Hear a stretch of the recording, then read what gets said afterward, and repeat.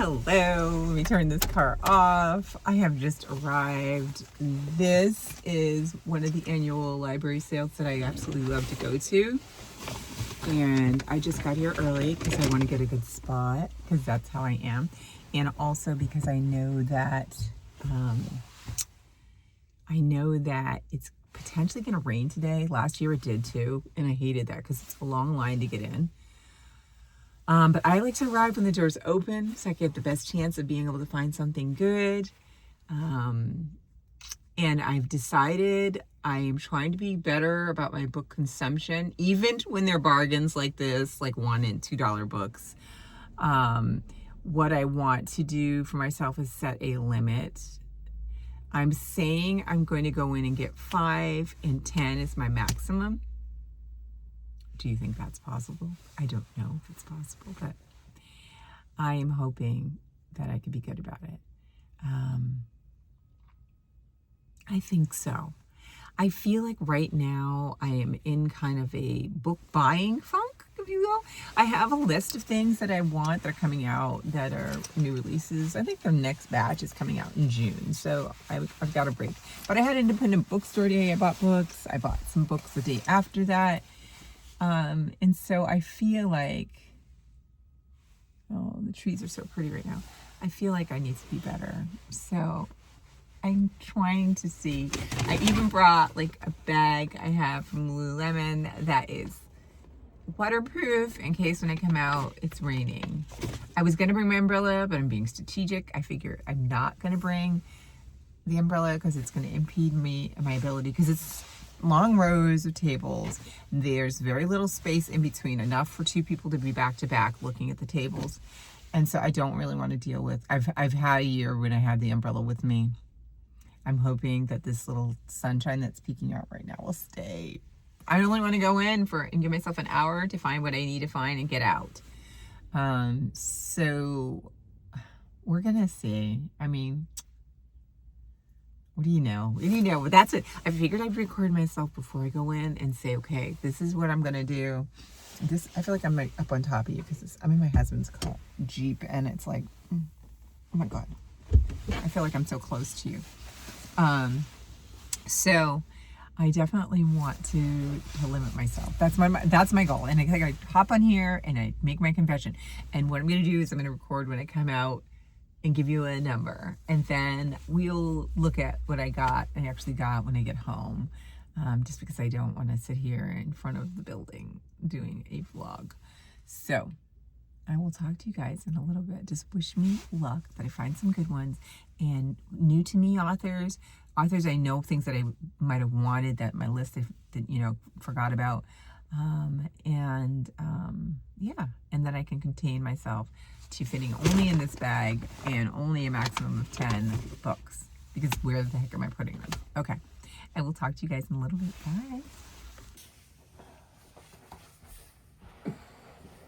Bye. Hello. This is Belinda from Belinda's Book Nook, and I decided I was going to sit down here with Ella because she was sitting up and she seemed like she really wanted to be in the video, and usually I'm up in the chair and you can't see her that well. So I decided to do that, and now that I get the camera at the right angle, she's laying down. So you probably can just see the top of her fur. She may make an appearance. She does not want to just be a director and a producer. She also wanted to be an actress. So she may make an appearance, but it's also fun to sit on the floor. I realized when I was going through my videos, because I'm so behind on all my videos, that I never did a video. I recorded a video of the that I went to a library book sale, but I never recorded what I got, and I never put that up. So this is part 2, to give you what I bought. I did go a little bit over. I think I said 10 books. I can't remember how many books I said. Whatever I did, I only went a couple over, so I don't feel really bad about it. I don't. I'm not apologizing. Let me just tell you what I got. The first one, and they're always all in such great condition too. The first one is The Quiet Librarian by Allen Eskins.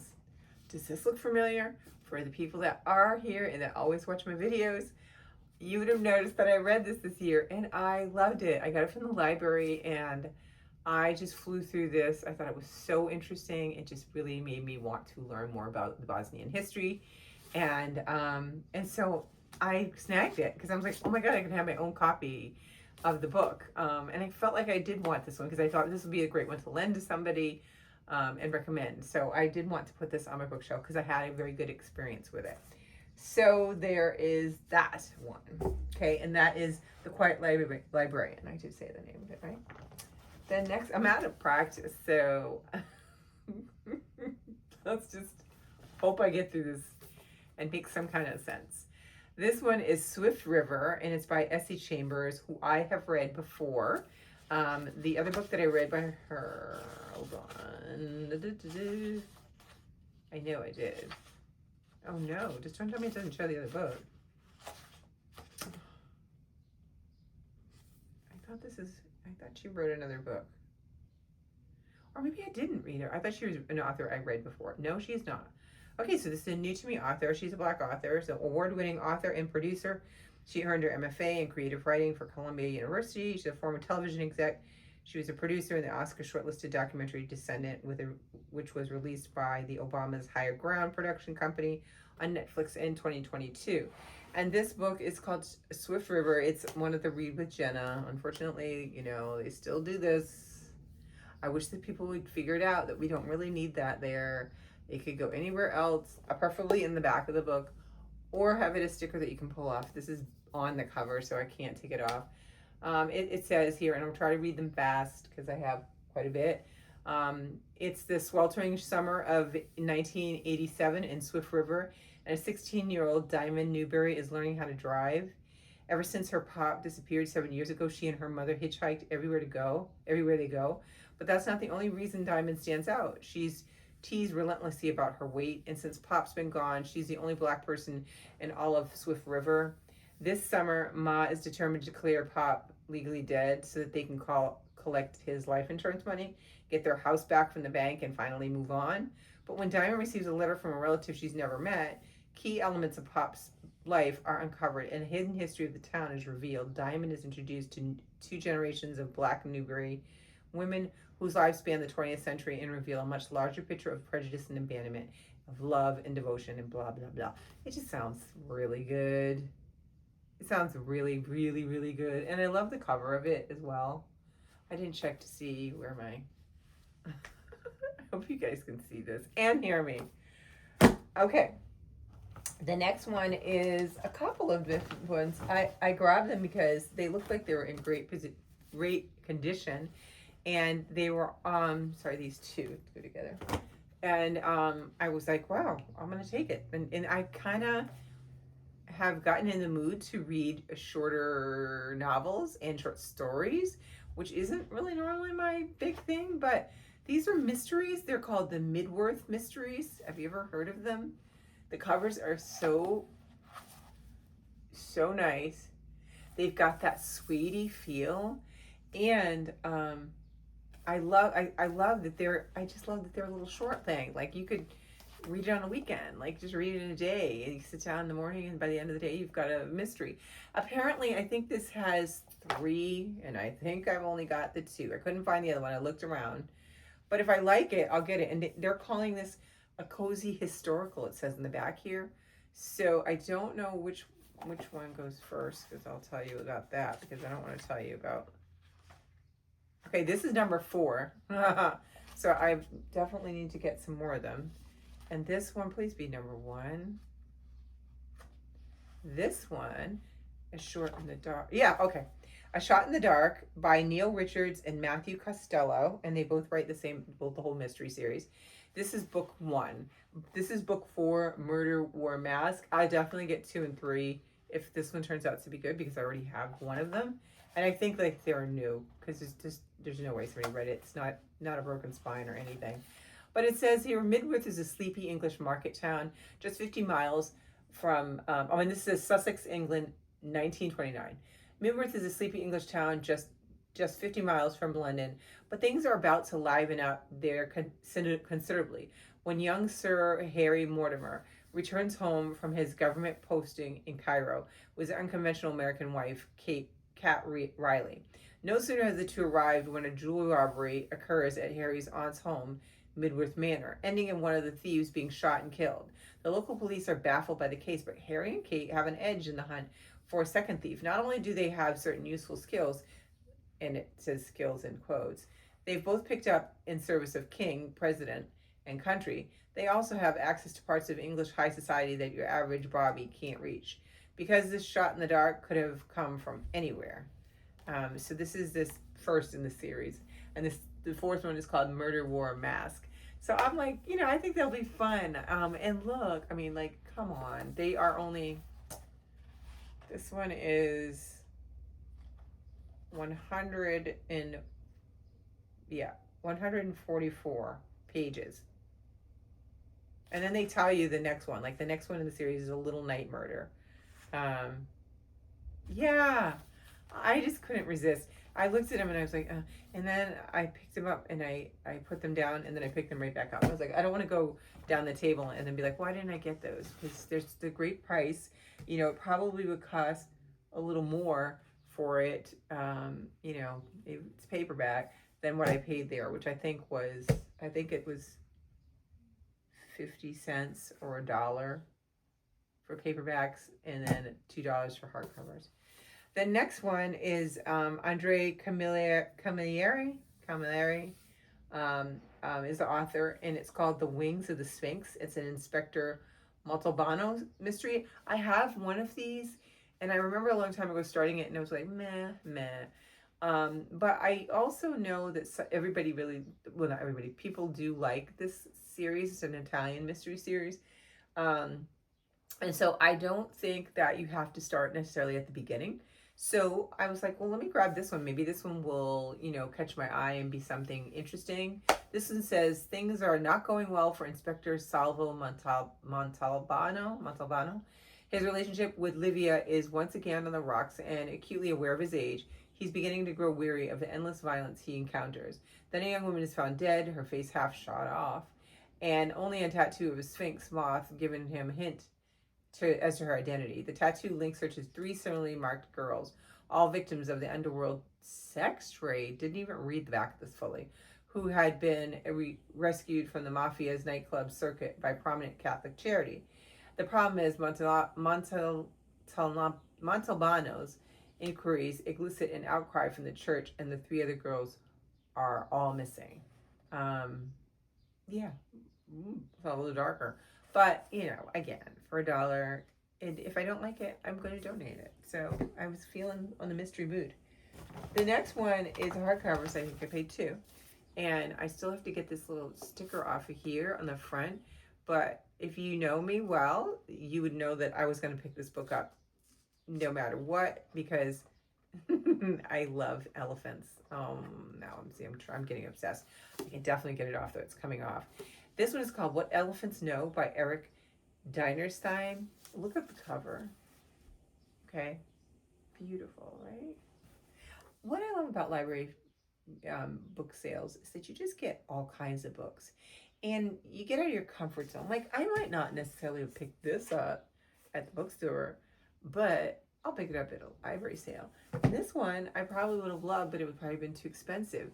So now I didn't have to pay that price, and it says it's $17, so I got it for $2. And then the inside, it's great. It shows you a fabulous map on the inside, which, oh my God, I love that in books. But this one says, and on the front it says, you'll be fascinated, angered, and charmed in turn by this beautifully written story. And that's a quote from the late Jane Goodall. So I'm like, okay, a beautiful elephant on here in like a rainbow kind of color. And then Jane Goodall blurbing the book. And so I'm really intrigued to read this. It says, abandoned in the jungle of the Nepalese borderlands, 2-year-old Nandu is found living under the protective watch of the pack of wild dogs. From his mysterious beginnings, fate delivers him to the king's elephant stable, where he is raised by unlikely parents, the wise head of the stable, Subha Sahib, and Devi Kali, a fierce and affectionate female elephant. When the king's government threatens to close the stable, Nandu, now 12, searches for a way to save his family and community. A risky plan could be the answer, but to succeed, they'll need a great tusker. The future is in Nandu's hand as he sets out to find a bull elephant and bring him back to the borderlands. So I'm like, I think it might be, I don't know if this is a young adult. It's a Disney Hyperion book, but I am still here for it and still want to read it. So yeah, I mean, it's this. I love being out. Sometimes just reading something that I just wouldn't necessarily, and I'm sure I'll get something from it. And the back is pretty too. Like it's a wraparound cover, so it goes like this.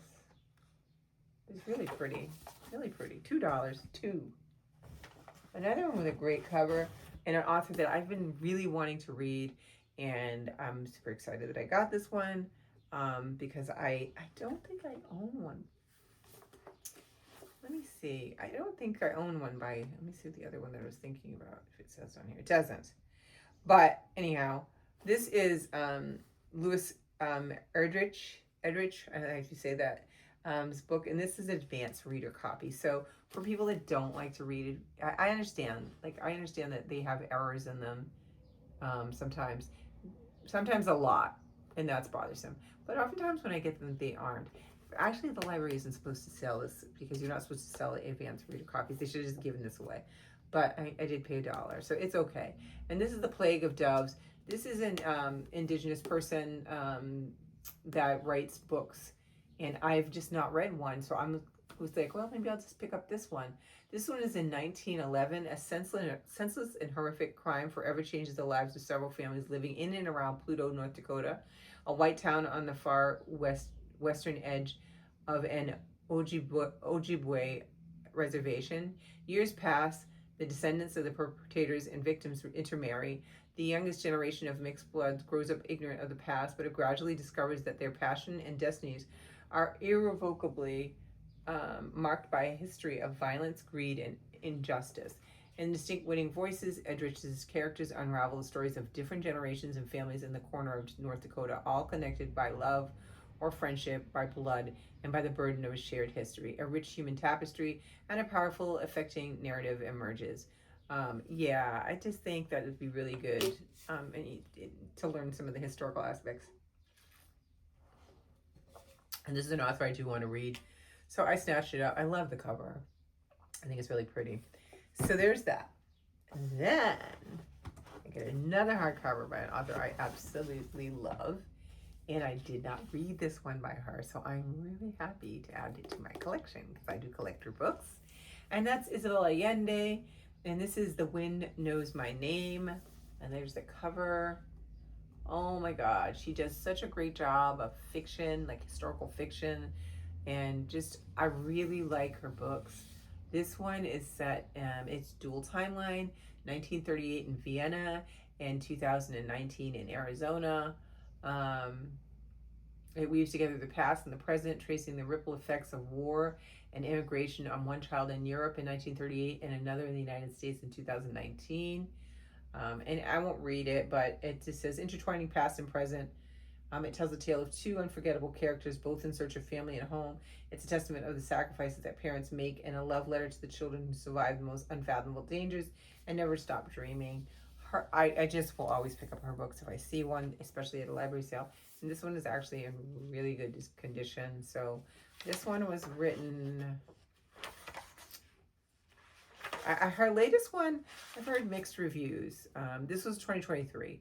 So, it's a couple of years back, but I have no problem. I would like to read all of her books because I do really enjoy them. So I'm glad to get that one. This book was the buzz the year it came out. Oh my God, everywhere. And I was like, man, I don't really want to do it. I'm not going to read it. And so I never did. But now I'm kind of thinking I might want to try it. And this is The Night Tiger by Yangtze Chu. Is that how you say it? It's a novel called The Night Changer. It's another Reese. Was the other one Reese? This one is a Reese. A Reese's Book Club, and it's got the little blurby thingy on it, the sticker. An utterly transportive novel set in 1930s colonial Malaysia, a world of servants and masters, age-old superstition and modern idealism sibling rivalry, and forbidden love. Now that just right there all sounds good to me. I think it's going to be, I think I'm going to learn stuff about Malaysia that I didn't know. I'm going to get connected to some different characters. And I'm just going to, I feel like I'm going to really enjoy this. And I know people did like this when it came out. It came out in 2019. So I don't know if any of you've read it, but I do remember it being everywhere. And it says quick-witted, ambitious Ji Lin is struck as an apprentice dressmaker, moonlighting as a dance hall girl to help pay off her mother's mahjong debts. Oh my God, I'm not learning mahjong. Well, I have learned how to do it. So that's too funny. I didn't even realize that was in here. But when one of her dance partners accidentally leaves behind a gruesome souvenir, Ji Lin plunges into a dark adventure, a mirror world of secrets and superstition. 11-year-old Chinese houseboy Ren also has a secret, a promise he must fulfill. I hope you're not licking your paw. Hey, Ella. As the days tick relentlessly by, a series of unexplained deaths rack the district, along with the whisper and about men who, oh my God, you made me lose my spot, who turn into tigers. And it just goes on. I just think it sounds really good. It sounds so good. And I only paid $2 for it. And this was like the big thing when it came out. So I'm kind of excited. I'm really excited about that one. I got really excited because, you know, I went in there for not looking for one of these books, right? And I come out with them. Okay, my friend, I need to get under here, under your head. Why are you laying on the bag? Excuse me for a second. Okay, you don't have to go. I sat down here so you can be in the video. Yeah. The next one is one that I wanted to read that people read. The only thing about this is an actual library copy. I don't know. Maybe. Actually, I can take off this plastic sleeve. But then if I do, the cover won't stay on here. Because I hate seeing the, like, sticker on here. Like, and then there's a sticker here. This is going to stay here. This is a Reading with Jenna. So I've got Reading with Reese and a Reading with Jenna books. But this one is Chain Gang All-Star. And the author's name, of course, is hidden there. So I will go in here. Nana Kwame Ajay Brenya. And this one came out, they did Friday Black, was the original, was their debut novel. This one came out in 2023. And this one is the explosive, hotly anticipated, what? How is this a debut novel if they did Friday Black? You know, there's just like, how are you, debut is your first book. You could debut if you were, you know, say if you were changing like from YA to adult, you debut a adult novel. But how is this a debut novel if they wrote a book before already? They did Friday Black, about two top women gladiators fighting for their freedom within a depraved private prison system not so far removed from America's own.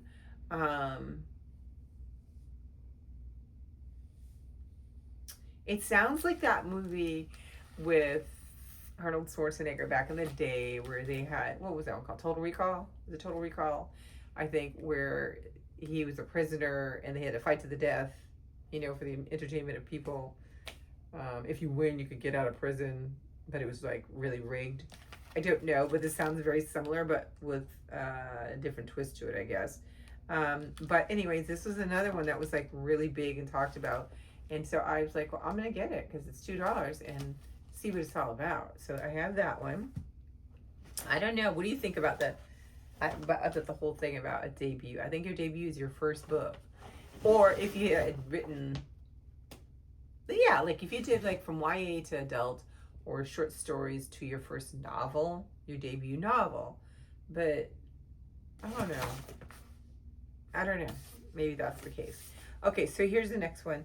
This one's A Keeper by Graham Norton. And this is a novel, and it has a really cool cover. And I don't even know what it was about. I still don't remember now, but I picked it up. It's hardcover. It says, "Dear Lonely Leinster Lady, I'm not really sure how to begin. The truth drifts to sea, riding the waves out of sight, and then the tide turns. Elizabeth Keene returns to Ireland after her mother's death, intent only on wrapping up that dismal part of her life. There's nothing here for her. She wonders if ever was. The house of her childhood is stuffed full of useless things, her mother's presence already fading, and perhaps, and perhaps, had she not found the small stash of letters, the truth would never have come to light. I'm not going to read it anymore, but maybe there's something in the letters that is going to change things for the main character. I like that it's set in Ireland. I think that's going to be interesting. And I like stories like that, people coming back home. And, you know, because even when I go back home to where my childhood home is, it is a different feel when you become an adult and you've lived away from it. Like, I've now lived away from it longer than I lived there. That's showing my age. But it still has that place for me as home. And but I also like look at things so different than I did when I was a kid. So, you know, it's very different. So it's kind of interesting to see how she's going to go through this process. So those are the books. Oh, wait a minute. And I think she threw in a freebie. I got a little, what is it? The Lonely Planet Swahili. I love these, like, you know, these little books that have the different, like, you know, little phrases. I'm not going to try because I don't think I would say, let me see. What time is it? Is Nisa Nangapi. Something like that. But it's really cute. So she threw that in there and I thought it was cute. Even the cover is cute on it too. I love them. They're like so small. So this is how many books I ended up getting. 1, 2, 3, 4, 5 hardcovers. 6, 7, 8, 9, 10, 11. So I got 12. I think I wanted to do 10. But I really feel I'm okay with that. So like these are the ones. And then I can't hold them all together. I'm not that strong. Despite going to the gym. And then this is the second stash with my little freebie. So I'm really excited. I'm happy to have this on my shelf. I definitely want to, like, one day I need like a little something to read for the morning. I think it would be great with my tea on my patio. And then I think the other one that I'm kind of very curious about is this one, Isabel Allende's, and then the elephant one. But I definitely would love to get to these two. I think they would be good to get to. And then I'm not sure about this. Let me know if you read this one, because I know there was a lot of buzz about it. And I'm curious. I'm not even sure, like, what kind of genre it is, you know. Is it going to have fantastical elements in it or not? I don't know. But I'm curious. I'm very intrigued. So that is the books that I got. I have more videos I'm going to put up that I have recorded already. And I will get those up to you guys soon. I'm so sorry for such delay and long time. Just so much has been going on, and I've just been busy, and I've had a little reading slump. So it just really made me, you know, not be present enough to put forth a video. Oh, so now we're gonna lay over there. After we set up the video here, she's laying over that side now. And then I was complaining the whole time I'm setting this up. I'm like, Ella, all I know is I'm getting ashy knees because I have to climb back over to make sure that you can see this and then get back over here. So yeah, so I'm going to try to get out of this frame without knees showing because they're definitely ashy. I will talk to you guys soon about the new books and things that I'm reading, birthday book haul, all sorts of things coming up. And I hope you guys are having a great summer. Let me know what you're reading, and I miss you guys. I'll talk to you soon. Bye.